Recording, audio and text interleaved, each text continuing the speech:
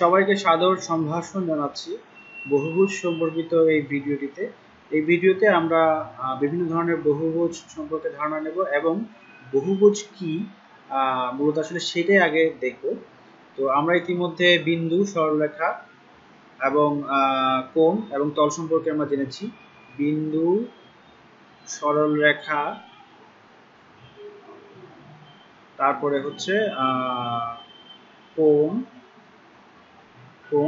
এবং তল, বিভিন্ন রকম তল, এই তল সম্পর্কে আমরা ইতিমধ্যে ধারণা নিয়েছি।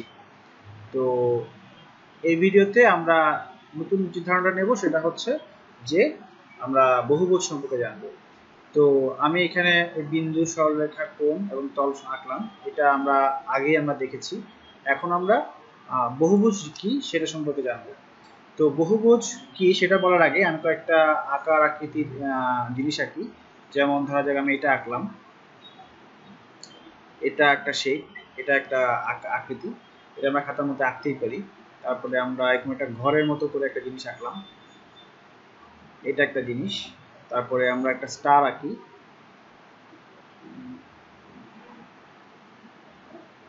এটা একটা স্টার। বা আমরা একটা অ্যারো সাইন আঁকি, এটাকে তীর চিহ্ন বলে, অ্যারো সাইন আঁকি। কিংবা আমরা এই ধরনের একটা জিনিস আঁকি, কিছুটা আয়তাকার, কিছুটা বৃত্তাকার, আবার আয়তাকার, এই ধরনের একটা জিনিস। বা এটা একটা বৃত্ত।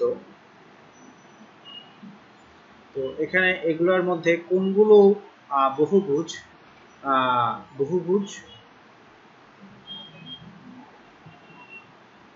বহুভুজ কোনগুলো, অর্থাৎ এই চিত্রগুলোর মধ্যে কোনগুলো কোনগুলো বহুভুজ এবং কোনগুলো কোনগুলো বহুভুজ না, সেটা সম্পর্কে আমরা জানবো। তো বহুভুজ আসলে মূলত এমন একটা জিনিস, এমন একটা ক্ষেত্র যেটা কিনা বহু বাহু দ্বারা আবদ্ধ ক্ষেত্র। আমরা বাংলায় সরাসরি লিখতে পারি যে বহু বাহু দ্বারা আবদ্ধ ক্ষেত্র। এই জিনিসটাকে আমরা সোজা বাংলায় বহুভুজ হিসাবে বলতে পারি। কিন্তু বহুভুজের একটা সুনির্দিষ্ট সংজ্ঞা আছে। তো এই সংজ্ঞাটা কি সেটা জানার জন্য আমাদের তিনটা বিষয় খেয়াল রাখতে হবে। তিনটা বিষয় কি কি? সেটা হচ্ছে, প্রথম বিষয়টা হচ্ছে বহুভুজের অবশ্যই বাহু থাকবে, বাহু থাকবে। তারপর এদের শীর্ষ থাকবে, শীর্ষ থাকবে এবং এদের বাহুগুলো দ্বারা আবদ্ধ কোণ থাকবে। যেমন আমি একটা বহুভুজ আঁকি, এখানে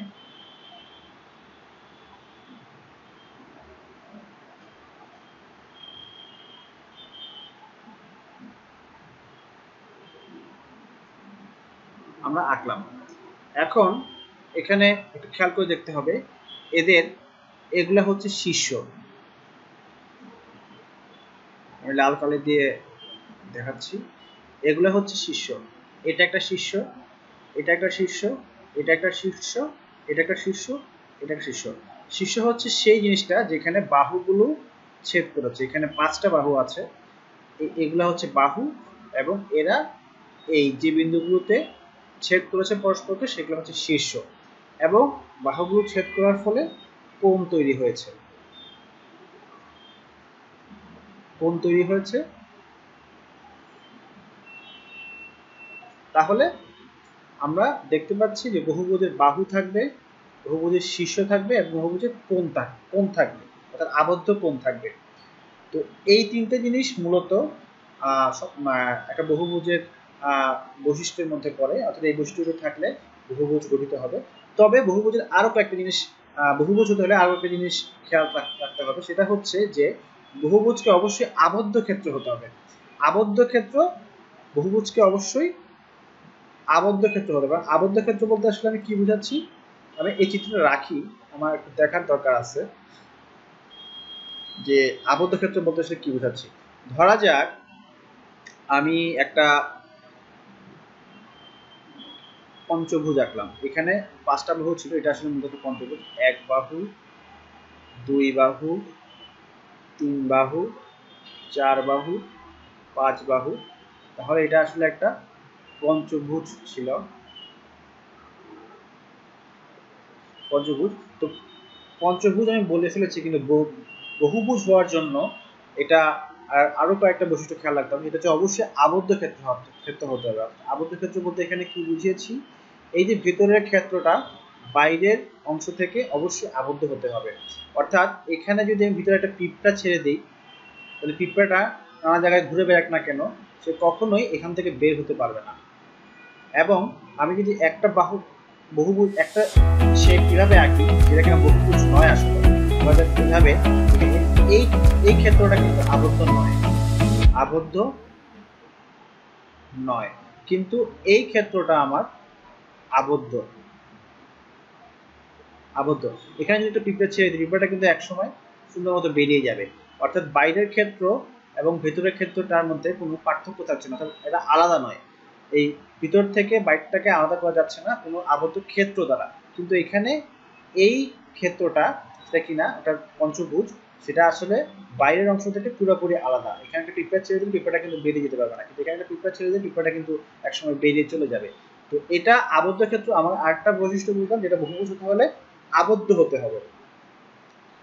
আচ্ছা, আমাদের আরেকটা শেষ বিষয় যেটা খেয়াল রাখতে হবে, সেটা হচ্ছে যে বহুভুজ হতে হলে আমার যে ক্ষেত্রটা আমি আঁকবো, ধরা যাক আমরা এই ক্ষেত্রটাই আমি আবার আঁকি, এটা একটা পঞ্চভুজ। এই পঞ্চভুজটা অবশ্যই একই তলে অবস্থান করতে হবে। অর্থাৎ এই 5টা বিন্দু আমরা যুক্ত করে যে বহুভুজটা আঁকলাম, যেটাকে আমরা 5টা বাহু বলে পঞ্চভুজ নাম দিয়েছি, এই পঞ্চভুজটা অবশ্যই একই তলে অবস্থান করতে হবে, একই তলে অবস্থান করতে হবে। একই তল বলতে আমরা দ্বিমাত্রিক তল বুঝিয়েছি, দ্বিমাত্রিক তল।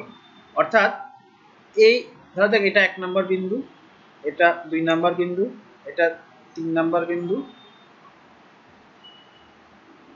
আমি বাংলা ইংলিশ একসাথে করে ফেলেছি।